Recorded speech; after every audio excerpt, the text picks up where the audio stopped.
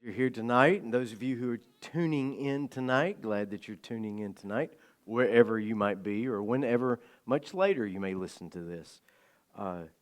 Glad to be here. I have a couple folks that said it's been one of those days, and that you almost didn't come tonight. I almost didn't get here tonight, I think.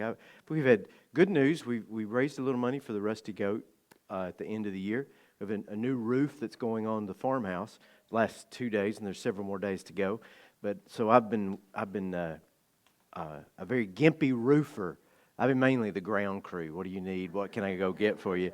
But yeah, yes, lo, I am with you always is what I keep telling everybody. So it's been busy. I ran in, took a shower, grabbed a meat stick at the grocery store, and here I am. So there we are.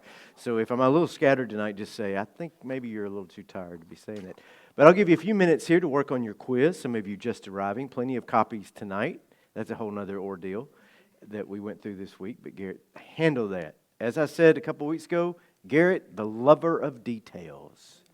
Always looking out for me. Always. You do. My wife is that at our home. That's not fair.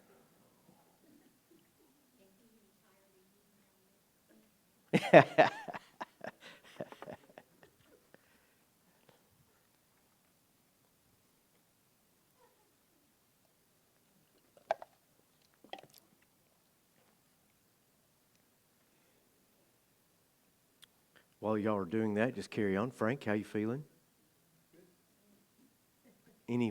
Just this still, or are you a little more than that? Let's make some movements, right? Good. Well, it's good, but it's bad.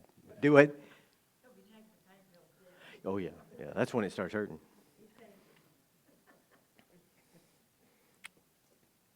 I got cleared last week myself to return to, how did the doctor put it? Duties as tolerated. I said, that's kind of my name anyway, just as tolerated.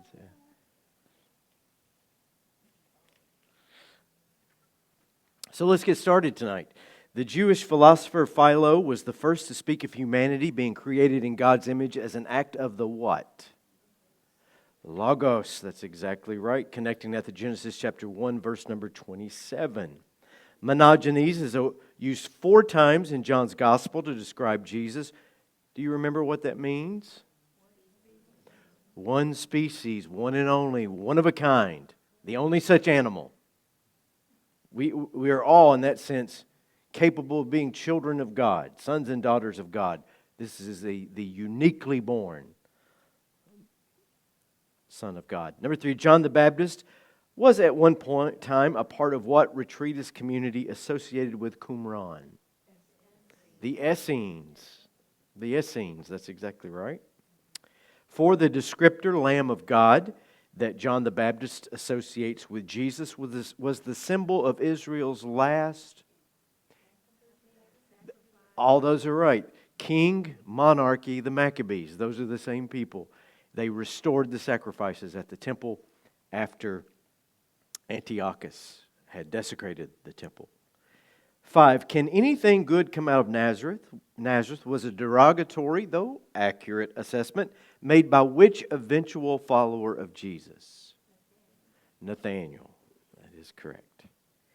When Jesus, number 6, turned water into wine at Cana, in addition to highlighting the Hebrew understanding of wine with joy and celebration, John was also countering the Greek celebration of what god? Dionysus. That's exactly right. I got a little pocket of nerds over here on the left-hand side.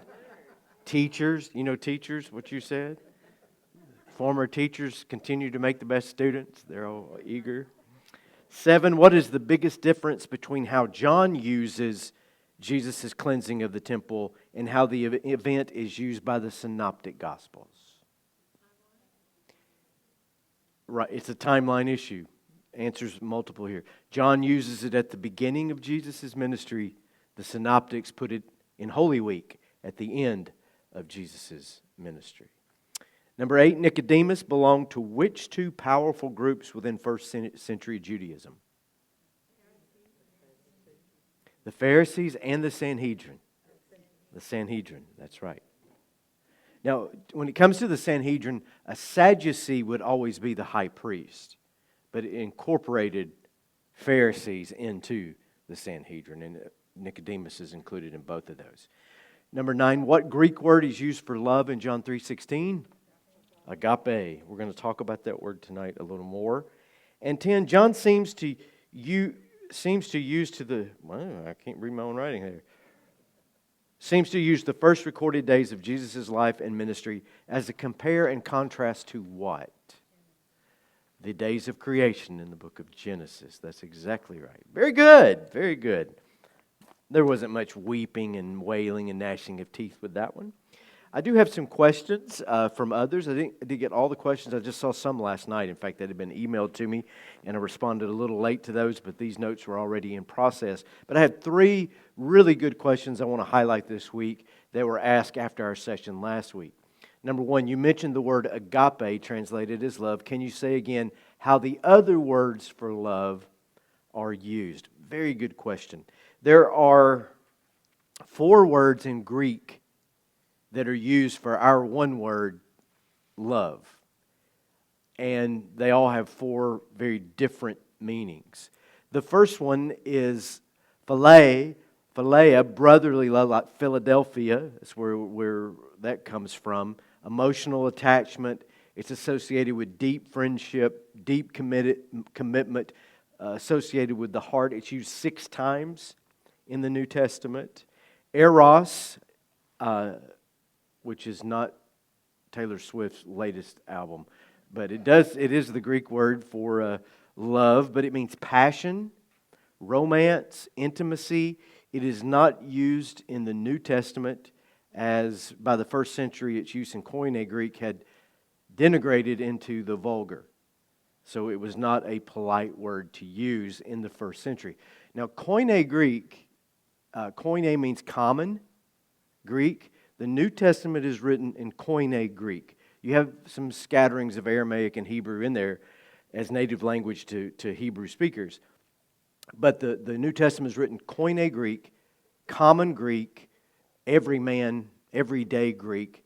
You remember we talked about Hellenization maybe last week or 2 weeks ago, how the Greek language spread all over the civilized world after Alexander the Great conquered the civilized world. And common Greek, Koine Greek, became just the day in, day out language of the world. The primary language of economics today is English. You have to know English. Soon it will be Mandarin, I'm sure. But at this point in time, English has prevailed as the common language. So if there was a book that was going to be written that was going to appeal to the largest reading audience, it would not be uncommon for it to be today make sure it's printed in English. Koine Greek is that kind of language, and these words are common in Koine Greek. The third word is storge. Yes.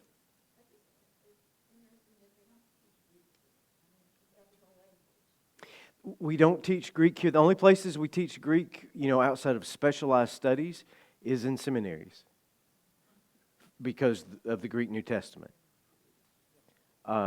You'll get a dash of Hebrew if you do a doctoral program or a Master of Divinity, and you'll get Greek too. But we don't teach. It's not common. Yeah. And then storge is natural love, like you would have between siblings or family. It's not used in the New Testament, surprisingly. And then the fourth word for love in Koine Greek is the word agape, unconditional, sacrificial love. And this is what's really interesting. It's more associated with the will than the heart. The heart would be phila, as in Philadelphia, a more emotional thing. Agape is a decision of the will. It's loving someone, acting on their best interest, which does or does not require emotion in that sense to be involved. In the New Testament, the noun form is used 116 times. All these other words, you get a little smattering or none at all. But in the New Testament, 116 times. And then the verb form, agapeo, is used 142 more times. Any guesses who uses the word the most? John. John's Gospel and 1 John contain 90 of those uses. So it is the most repeated word within the writings of John. Agape is God's willful, choosing, deliberate, acting, sacrificial love. It's a very good question. Question number 2, specifically, where is the Son of Man reference in the prophets?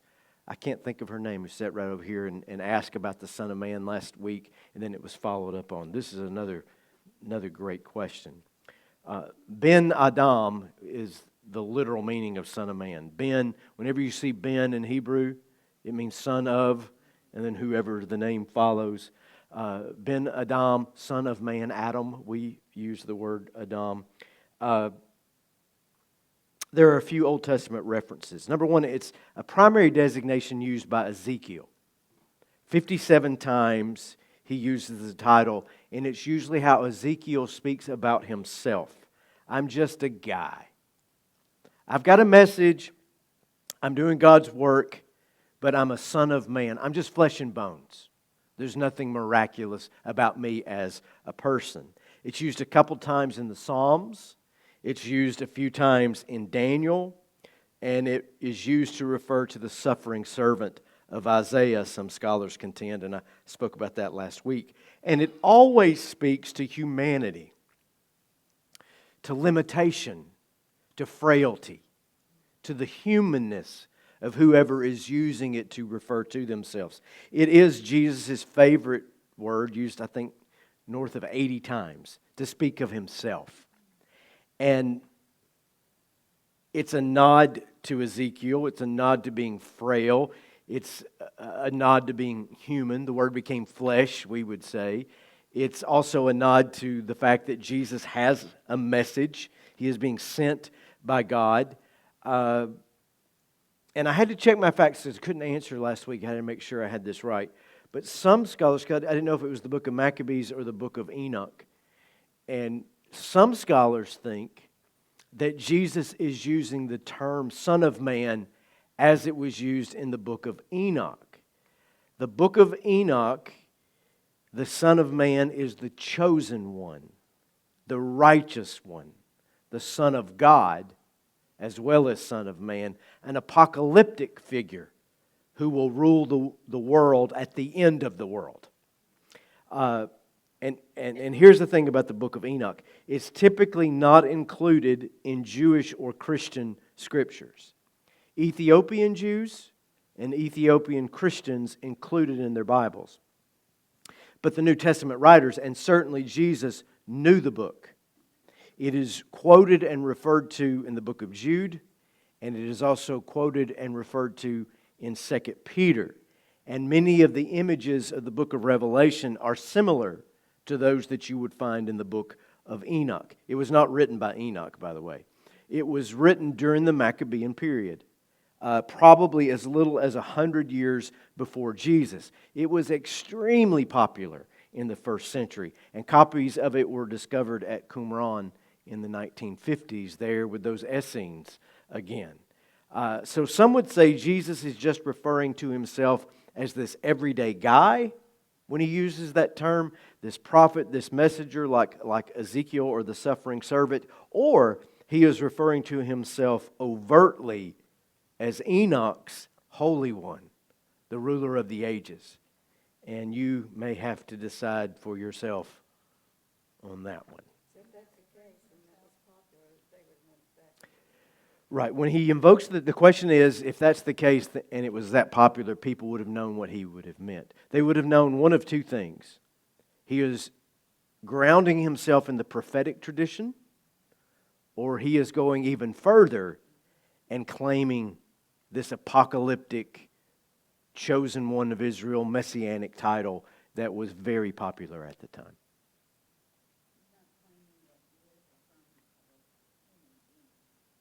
The question is he claiming that he is the son of a human being? In that regard, he is, if he's following the Ezekiel tradition, he is saying that I am a human being. I'm just a frail human.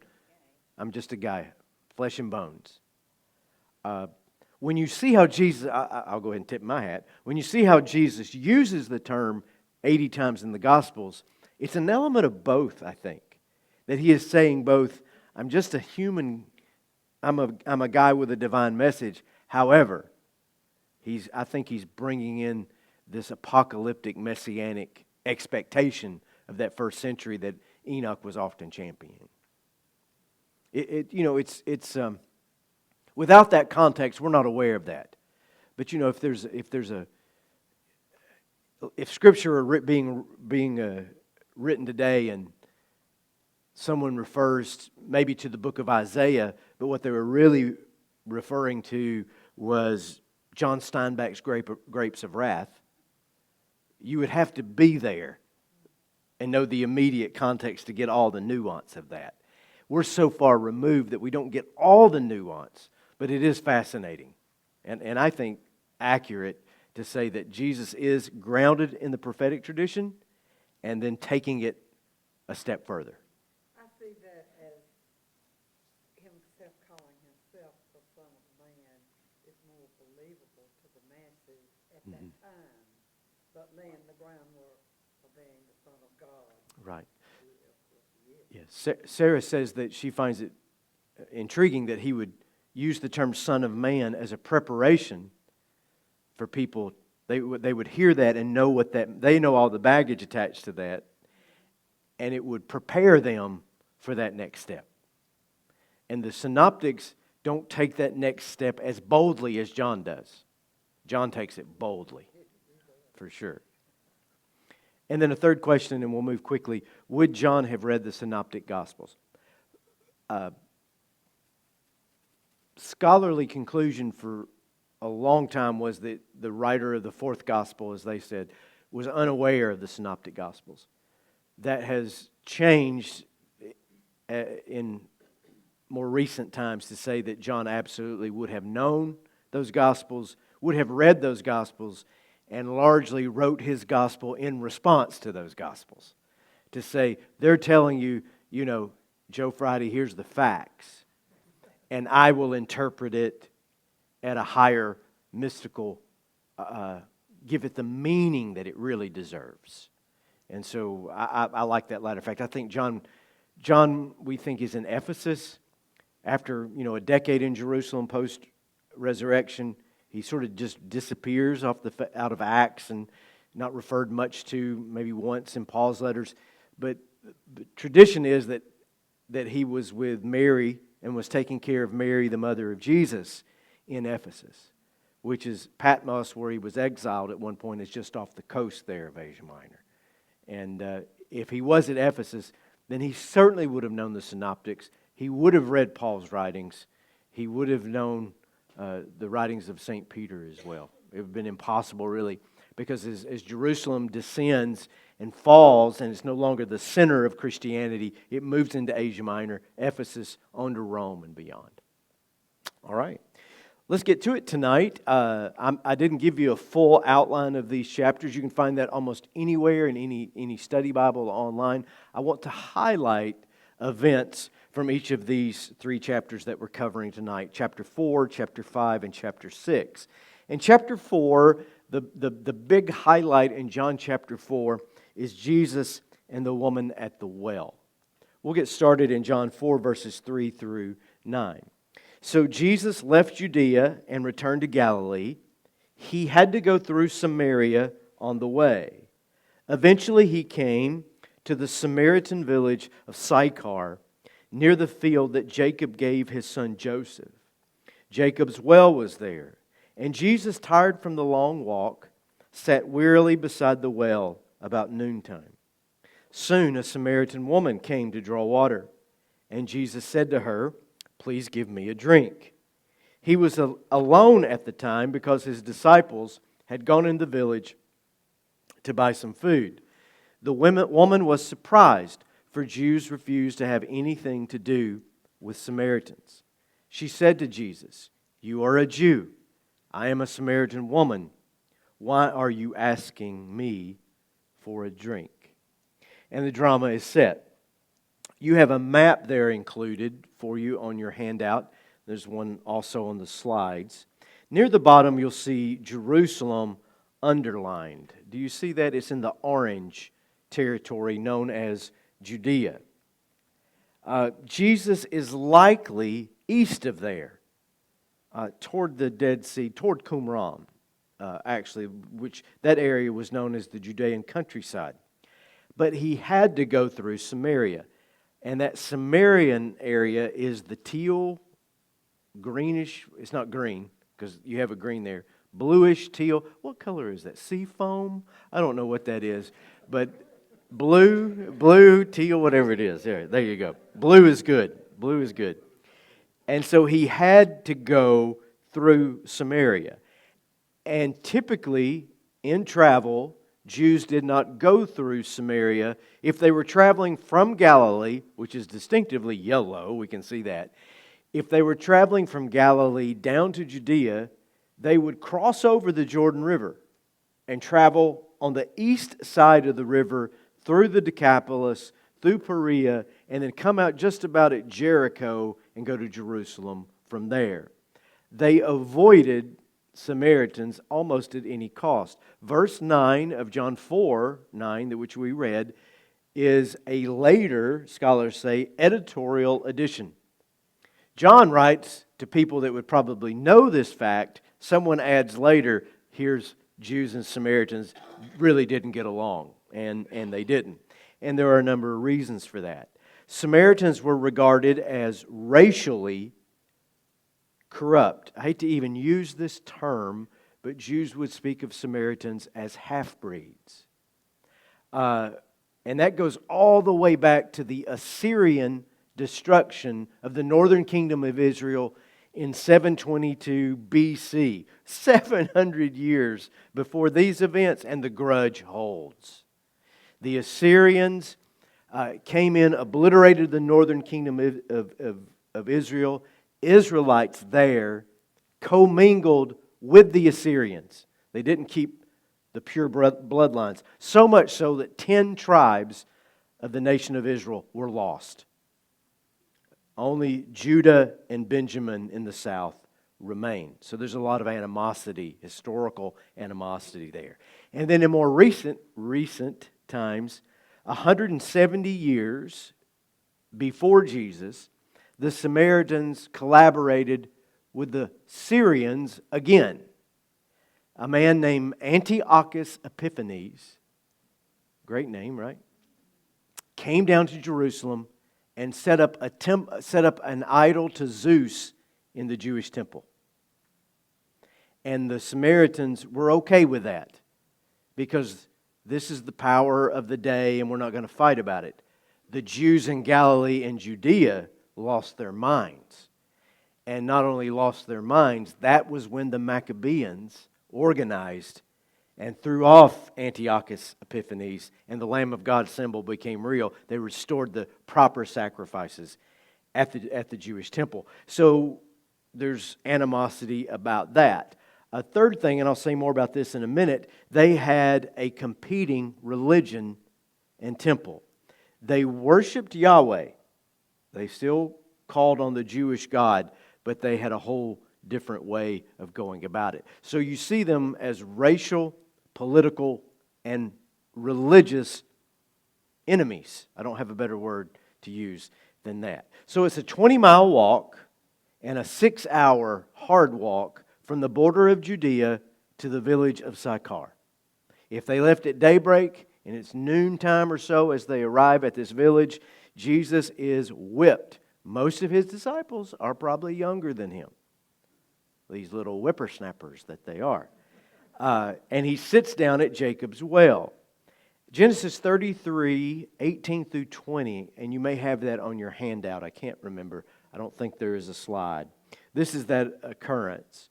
Later, having traveled all the way from Paddan Aram, Jacob arrived safely at the town of Shechem, which is now called Sychar, in the land of Canaan. There he set up camp outside the town. Jacob bought the plot of land where he camped from the family of Hamor, the father of Shechem, for 100 pieces of silver. And there he built an altar and named it El Elohi Israel, God, the God of Israel. So John has now moved, not so subtly, from Genesis and the creation into the patriarchs. Jesus intentionally makes this encounter happen right where the God of Abraham, Isaac, and Jacob had set up camp and made their life. And then if you move forward to verses 13 and following, after a bit of quibbling about water, we have this encounter. Jesus replied, "Anyone who drinks this water will soon become thirsty again. But those who drink the water I will give will never be thirsty again. It becomes a fresh, bubbling spring within them, giving them eternal life." "Please, sir," the woman said, "give me this water. Then I'll never be thirsty again, and I won't have to come here to get water." "Go and get your husband," Jesus told her. "I don't have a husband," the woman replied. Jesus said, "You're right. You don't have a husband, for you have had 5 husbands. And you aren't even married to the man you're living with now. You certainly spoke the truth." Now, I am coming to the defense of this poor woman tonight. Only Mary Magdalene has been more inappropriately maligned than the Samaritan woman. Because of her marital status and the time of day that she arrives at the well, she has been cast, I'll just say it, as this slutty whore who is a social outcast. And it's just not so. And so I'm going to offer a counter explanation to that. Number one, there is no appointed time to draw water. When you're thirsty, you're thirsty. Right? Number two, a woman having multiple marriages in the first century was not uncommon, because remarriage was an issue of survival. Women were not allowed, quote, to work, to be head of the household, to be married, or to have adult children was the only way that a divorced woman or a widowed woman would be able to survive. And there is, in fact, this little wordplay that will happen later in the Gospels where they're trying to trip Jesus up about the resurrection.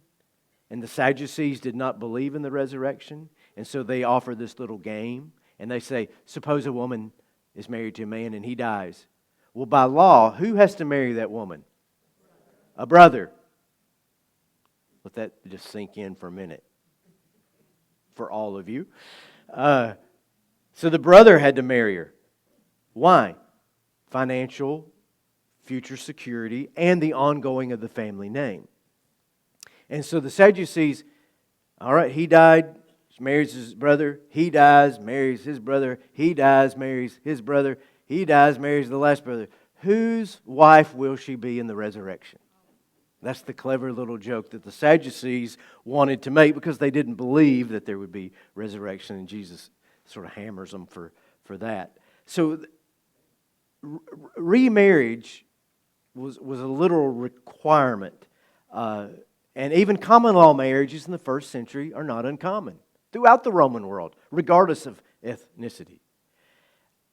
And then this woman gets no condemnation from Jesus whatsoever. He sort of gives her the wink and tells her she's told the truth, never condemns her, not one time, not once. And she is incredibly astute. She is much more spiritually attuned to what Jesus is saying than most of the other blockheads that he's trying to talk to. She really gets it. And then when she goes back to her village, she is received as this incredible evangelist with a credible witness. If she was a social outcast, they would have never given her the time of day. And they are so convinced by her that they come streaming out of the village, and you have this Samaritan turning to Jesus. When the Jews, Jesus' own, won't turn to Jesus, which is another one of John's devices here. He's now beginning to paint with that broad brush that Jesus is outside the bounds of just Jewish religion, all religion for that matter, that Jesus is doing something remarkably new with a brand new humanity. So, just to see her as this, adulteress who's out there and maybe Jesus is going to be her sixth husband or something like that, because the disciples show up and they're, what are you doing talking to that woman? And I would say that she is included in John 4 and in the gospel for other reasons altogether. Number one, she is a Samaritan. And the second strike against her in the Jewish context, she is a woman. The Orthodox rabbis would rise in Jesus' day and say the same prayer every morning. Oh God, I am grateful that you have not made me a Gentile, a woman, or a dog. Here is a half Gentile and a woman. So she is carrying all possible prejudice. And a second reason I think that she's included is that she is a real spiritual example. Not because she was some awful sinner, but because she is utterly the other. She's a foreigner.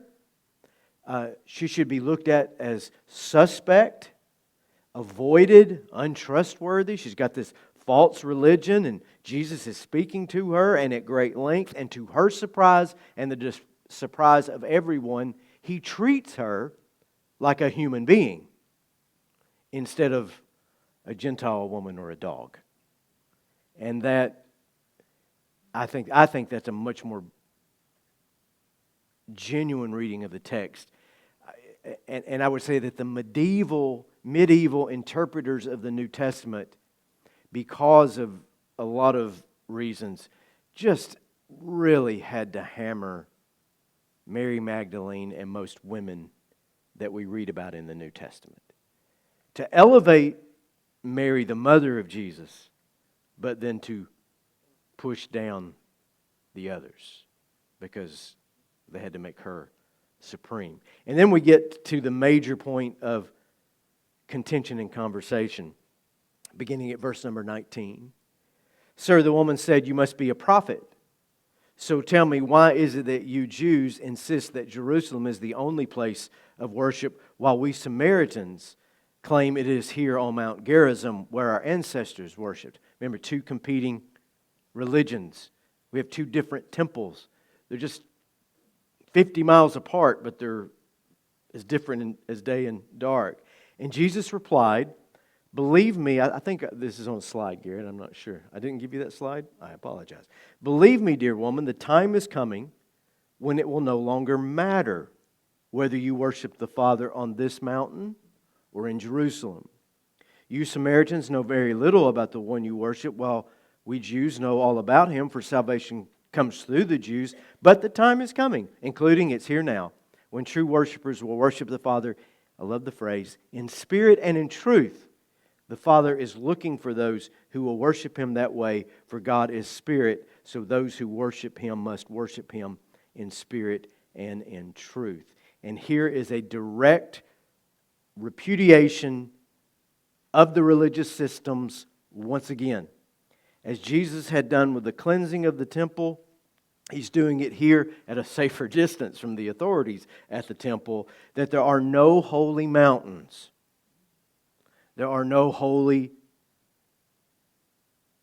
sacred sites. There are only holy people. And holy people are inhabited by the Spirit. Now, granted, Paul takes this and runs with it. We might say that Paul takes it and speaks of it first, and John writes about it later, because that's the chronology. But at the same time, John is making it very clear that Jesus is taking up an authority to critique not just Judaism, all religion. And to bring, again, this new humanity to bear in the world. And then when you get down to verses 25 and 26, the woman sort of surrendering her thoughts. She's a little overwhelmed by now. She says, yeah, I know. And the Messiah is coming, the one who is called Christ. And when He comes, He'll explain it all to us. And then Jesus said, I am the Messiah. Just as plain and clear. So if this is some crackpot woman, Jesus is spending a lot of time and a lot of energy and pouring out a lot of Himself and a whole bunch of groundbreaking New Testament theology to a foreign woman here. And then at that point, she believes, and the village believes her testimony. And it is John once again pushing Jesus out beyond the limits of Jerusalem, out beyond the established religions, out to the edges, and even further beyond than that. That's chapter 4. Questions? Mickey? Yes. The question was it common for a woman to live with a man unmarried? In that first century, yes. The common law marriages were common. This is not a Jewish woman. It's a Samaritan woman. And so in her context, it was much more acceptable than in the Jewish context, because she's generally more Gentile than she is Jewish. So in Gentile families, yes, it was common. That's a really good question. So if I understand this correctly, is the messages that we're hearing from Jesus Christ apply also to the Gentiles too?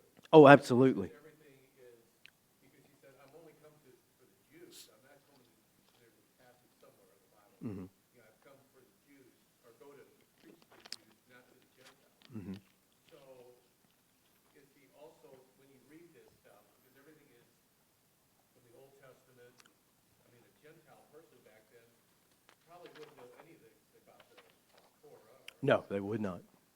So with Jesus, should we assume that this is also applying to any Gentile person too? Great question. The question being, is Jesus and these teachings of Jesus here early in John, are they applied to Gentiles as well as Jews? And I go back to John 1 to answer that. He came into his own, and his own did not receive him. But to as many as who will receive him, to them he gives power to be called the children of God. That's in the opening John monologue. And I'll say this too. Well, let me ask you a question first. Do you believe that Jesus is the Word? Most of us do. If that's true, and Jesus is the eternal Word of God, the idea of God, the manifestation of God, and that idea, manifestation of God is eternal even before the creation of the world, then Christ has been present in the world before the first religion was ever crafted. Right. Our religions, our structures are doing our best to grapple with God. But even as Christians, we have to know that at our very best, we can't get our minds around it. We have to maintain that humility. And we have to realize that we are not the apex of God's revelation. That God has done all of this just for me. That's a very individualized American way of looking at things. But Jesus has been present before there was even time. And if we take John's opening monologue there, in the beginning was the Word, and the Word was with God, and the Word was God, and the Word became flesh and dwelt among us, then this Jesus event is an extraordinary thing that happened, the incarnation. But that does not mean the world and the universe has been deprived of God speaking to all. I reached way around my elbow to scratch my back to give you that answer. But I think there is some picking apart of Jew versus Gentile if we, and I don't have time to chase that rabbit, if we take a dispensational view and interpretation of the New Testament. If you take a dispensational view, and that basically said God works in certain ways in certain stages throughout history, then you can build that argument. I'm not a dispensationalist. I was raised in that, but I don't follow that anymore. I think John is as universal a message as you will ever hear. For God so loved the world, which was news to Nicodemus, the Pharisee, the member of the Sanhedrin. Everyone. He's painting with a big, broad brush. And here we find him going outside again of classic Judaism. Yes? Were all the people of Samaria half Jewish and half Gentile? The question is, were all the people of Samaria half Jewish, half Gentile? No. Not by any means. Woman This woman was. This woman is a Samaritan, and remember the story. Remember, Jesus is one of Jesus' most famous stories, the Good Samaritan. When we call him the Good Samaritan because they're all bad, right? And when Jesus tells the story, the question that initiates that story is, "Who is my neighbor?" And Jesus says, "Once there was a man." He didn't say, "Well, let me." Once there was a man who fell among thieves. The Levite and the priest walk on by. The Samaritan stops, picks him up, nurses him, puts him on his donkey, takes him to an inn, gives the money to pay the bill, and says, "If it costs more than this when I get back, I'll pay that too." And then Jesus says to the crowd, "Who was the neighbor?" And they can't even say Samaritan. If you go to it's in Luke 15, I think. They go, "The man who took him to the doctor." You know, they can't get it out. They can't get it out. And so that's another powerful view of what the animosity is between regions. It's not just like, Georgia versus Alabama versus Mississippi about which is the worst state to live in. It's not that kind of a thing. It is really claws and teeth when it comes to those regions. And a long history. By this time, a 700-year history. One more question and we'll go to chapter 5. The question is, why were they traveling through there? It's a good question when most never would. John says Jesus had to go through Samaria. And I don't think that means I need to cut a couple days off. I think this is an intentional, he's going to that well.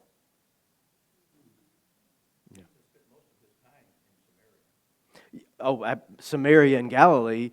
The comment is, didn't Jesus spend most of his time? Capernaum, Galilee, the lower Galilee, Samaria, out across to the Decapolis. We find him. In fact, before we finish tonight, we're going to find him all the way over into a different area. He was no respecter of territories in that regard. He spent less time. John has him going down to Judea a lot. In the Synoptics, we find him down there once or twice. He got out of he's not a city boy in that sense. He's true to his roots. He's a Galilean. All right, real quick, chapter 5. Jesus breaks the Sabbath laws, and I think I can condense some of this so that we can continue on. It's the continuing with the theme, Jesus critiquing, reinterpreting, while also obliterating the religious structures of his day. And we do find him back in Jerusalem here. In chapter 2, he was there for Passover. In chapter 5, he is back, and he is at the pool of Bethesda, and he heals this lame man who'd been lame, couldn't walk for 38 years. And I'd like to spend the next hour just with that, but I got to go. Verse 10, I think there's a slide. Yeah. So listen to what happens. Jesus has healed this man who's been lame for 38 years, can't walk. Tells him, get up, pick up your mat, and walk. The guy does it. The Jewish leaders objected.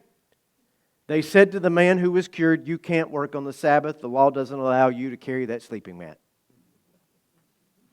So the Jewish leaders began harassing Jesus for breaking the Sabbath rules. But Jesus replied, "My Father is always working." What a great line. My Father is always working, and so am I. So the Jewish leaders tried all the harder to find a way to kill him, for he not only broke the Sabbath, he called God his Father, thereby making himself equal with God. This issue about the Sabbath was indicative of where things had arrived. 613 individual commandments in the Old Testament. 365 are negative, do not. The remainder are positive, do this. And by the time of Jesus, they have the Talmud, which in English, 36-volume set of 7,000 pages. The Talmud is the oral tradition based on the Torah of those 613 commandments. So it's a commentary. Talk about academic commentaries. 7,000-page commentary on the law. And then, a little bit later, you get the 39 Melachot, and the 39 Melachot is a 4-volume commentary on the Talmud with an additional 2,000 pages. So you have the law, 613 commandments. Then you have the Talmud, 7,000 pages. And then you move from the Talmud to the Melachot, the prohibitions, which is another 2,000 pages on the Talmud based on the law. You got that? And so when, just as an example, the law says, keep the Sabbath, don't work. It doesn't give much more instruction than that. And it's repeated in the Old Testament law many times. Remember the Sabbath, keep it holy, don't work on the Sabbath. God rested on the Sabbath. And then if you go to this specific violation of this, the healed man was working on the Sabbath. And this is what working entailed, or carrying a weight on the Sabbath. Quote, and this is from the Talmud. Food equal in weight to a dried fig. Enough wine for the mixing in a goblet. Enough milk for one swallow. Honey enough to put on one wound. Water enough to moisten one eye. Paper enough to write a customs house notice. Ink enough to write 2 letters of the alphabet. And reed enough to make a pen. And so it goes. On and on and on. We think that maybe 70% of Jewish society is illiterate. Illiterate. So only the scribes and the Pharisees and the religious leaders know all these details. But they enforce them ruthlessly. Not just the law, but far, far beyond that. And that is what Jesus confronts. And I would say again that He shows up at the pool of Bethesda that day on the Sabbath because it was the Sabbath. It's a holy hand grenade that He rolls into the room when He does this. But the bigger confrontation is Jesus' identity. And that's what really sets the leaders' teeth on edge. Verse 19, I tell you the truth. I, the Son, am doing the Father's work. Verse 24, I tell you the truth. Those who believe in me will have eternal life. Verse 25, I assure you, the dead will hear my voice. And then He begins to counter the accusations against Him. Verse 35, you rejected the witness of John the Baptist. Verse 36, you reject my witness and my miracles. Verse 37, you don't even know the voice of God. Verse 39, you don't know the Scriptures because the Scriptures point to me. I'm going to come back to that one. Verse 43, you don't know the love of God. Verse 44, you don't even know the law of Moses. Oh, He's got a hammer in His hand. John 5:39, for me, is the most important verse in the New Testament guiding us in how to interpret the Bible. John 5:39. You don't know the Scriptures because the Scriptures point to me. Brad Jersick said it like this. The Scriptures are always subject to the eternal, living Word of God, which is Christ. Which means you can't make the Bible say anything. It must be consistent with the witness of the Word from the very beginning, which is Jesus. So you remember I've talked to you a lot about lenses that we wear when we interpret things. We all have glasses that we look through when we read anything. What I'm saying is this. We got to try our best that we can to put on Jesus-shaped glasses when we read the Bible. And I've had this all these years I've been doing this. People will say, well, you know, in the Bible, God was committing genocide back there in the Old Testament. Mm-hmm. Sure was. God said, kill them all. Kill the lambs, kill the goats, kill the children. Don't let anybody survive. And when somebody shows mercy, they got in trouble for that. What do you do with that? I don't do anything with that. That is inconsistent with what we know about Jesus of Nazareth? So that's my answer. Well, isn't the Bible the Bible? Of course the Bible is the Bible, but the Bible isn't flat, where every word carries the same amount of weight. The peak are these Gospels. The peak is the revelation of Christ. And so there are a lot of things that are biblical that aren't Christ-like. And the key to really staying out of trouble is it like Christ? Not, listen, if you want to be biblical, go sell your daughter into slavery. It's biblical. If you want to be biblical, take 3 or 4 wives. If you want to be biblical, next time your kid backstalks them, get a group together and stone them to death. That's all biblical, but it's not Christ-like. And that's what Jesus is saying to them right here. You don't even understand the Bible because the Scriptures are pointing to me. And if you don't see that in me, then you're reading wrongly. You're short-sighted in your reading. Rose.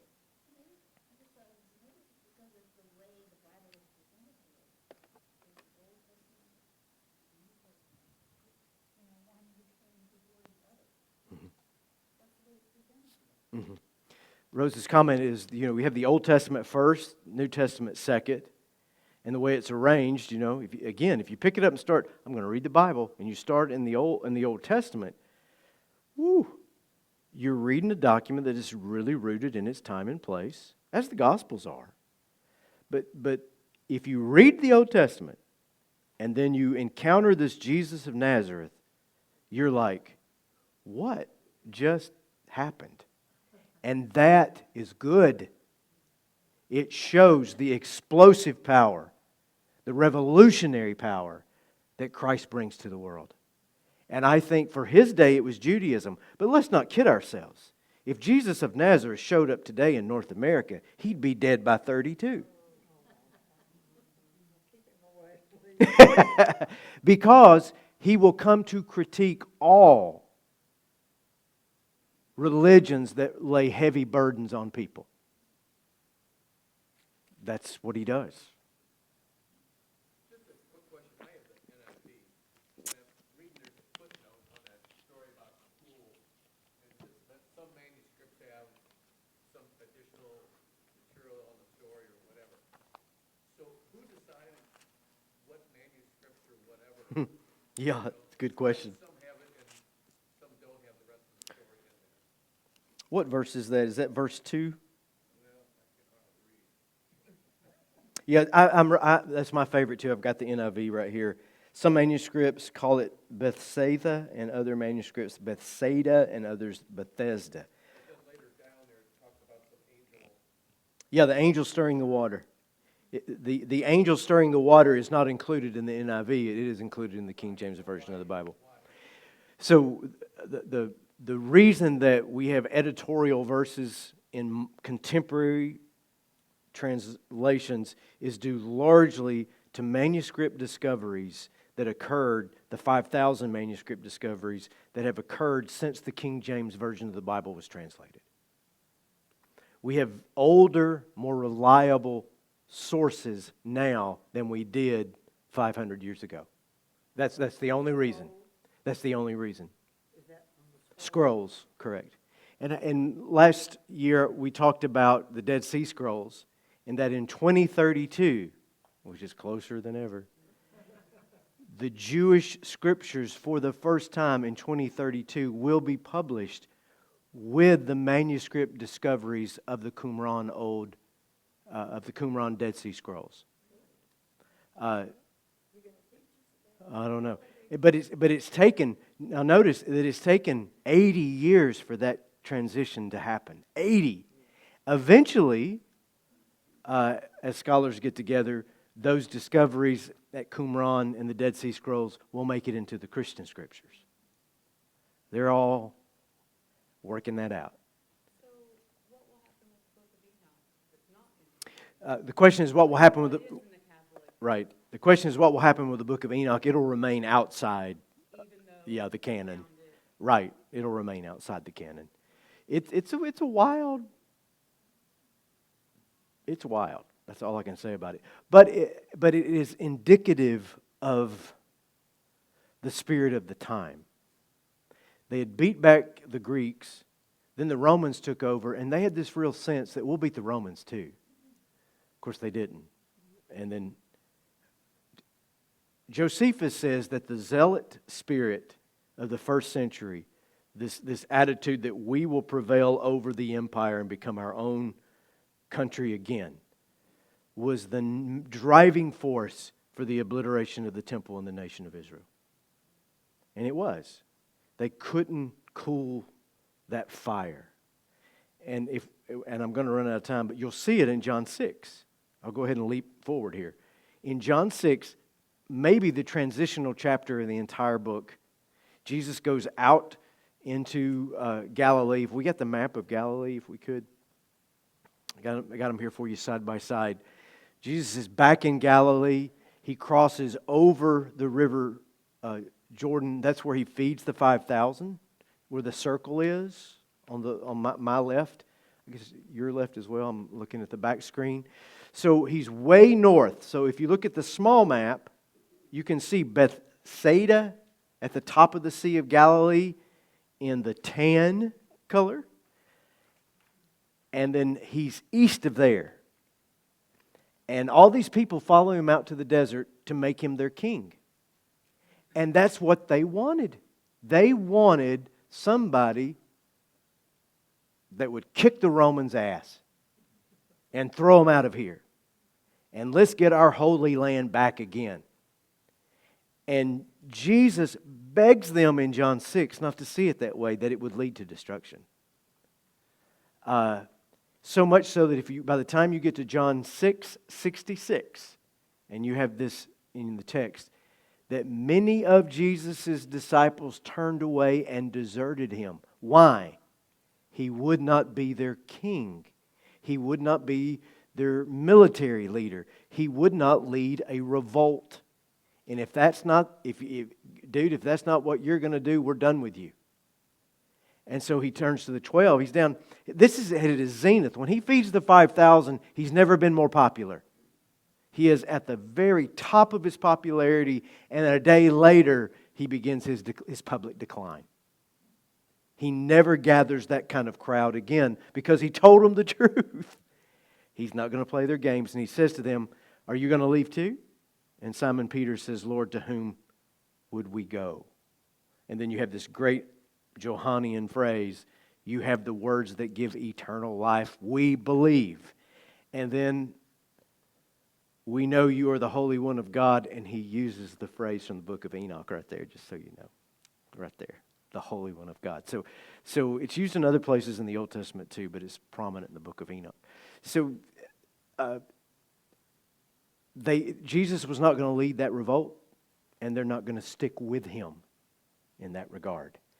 Because the life that he speaks of is Zoe, internal, spiritual life, not bios, which is the physical life, this world. And as he will say to Pilate a little bit later, when he asked him, "Are you a king?" And Jesus' answer is, "My kingdom is not of this world." That's his answer. So 70 AD, a generation after Jesus, the Romans come in and they obliterate Jerusalem. And John, of course, is writing after the fact.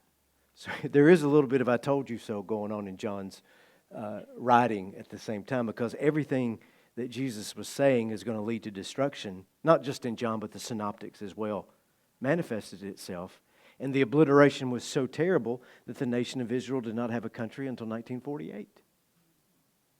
1,900 years of wandering because of the clutching to have our own. And I think, and I'll take your questions here in just a second, I think one of the most heartbreaking verses in all the New Testament is Jesus on Palm Sunday as he comes down the Mount of Olives, and he stops and he looks out at the beautiful city of Jerusalem, and he weeps, and he says, "How I would draw you to myself as a mother hen draws her chicks. but you would not.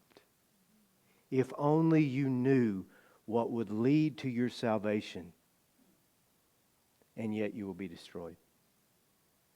And it's like this eternal phrase that rings out across human history. If we only knew what would lead to our salvation, but we opt for what is our destruction. John 6 is so crucial, I didn't even have time to give it hardly anything, but do you have any questions? Comments?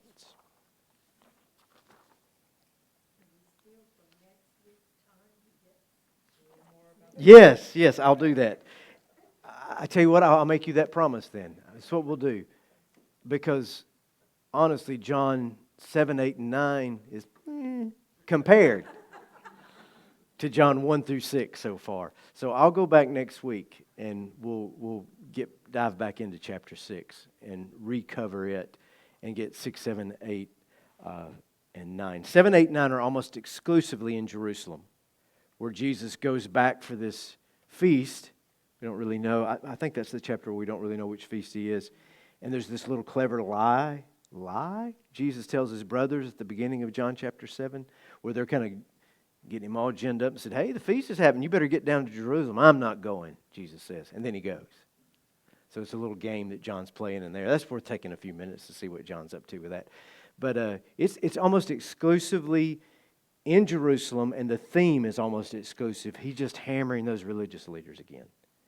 And I like those texts, but we'll go back and get chapter 6 for real. Any questions? Okay, I'll have a question for you. Isn't John far more dynamic than you anticipated? You're reading, it's just this little sweet devotional John, Jesus loves the world. It is like, oh my gosh, he's just like a bowling ball, butcher knives at every turn. He's just cutting through everything that was expected. And that's the Jesus he gives us. The synoptics give us this Jesus. But with John, it's just right here. He's unavoidable. All right, so John 6, 7, 8, and 9 next Sunday. Thanks. Next Wednesday. Thanks.